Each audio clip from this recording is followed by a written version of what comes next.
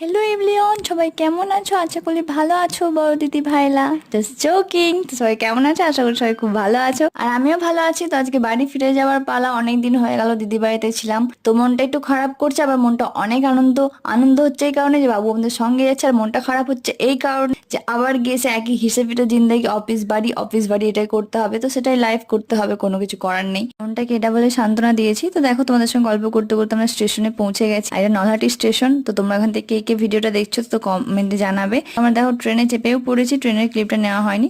তো স্টেশন পেরিয়ে এখানে ঘুগনিটা খুব সুন্দর বিক্রি হয়, তো তারপর আমি এক প্লেট নিয়ে নিলাম ঘুগনি। আর জানালার ধারে বসে ঠান্ডা হাওয়া দিচ্ছিল, সেখানে বসে বসে ঘুগনি খাওয়ার আলাদা একটা মজা লাগছিল। আর এখানে দেখো বাবু খেলা করছে বাবার সঙ্গে, আর দিদিরা ভাইরা সবাই ঘুমিয়ে পড়েছে, কারণ 4-5 ঘন্টা সময় লাগে, তো সবাই ক্লান্ত হয়ে পড়েছিল। আর ট্রেনটা বেশ ফাঁকাই ছিল, তো ফাইনালি নেমে পড়েছি আমরা।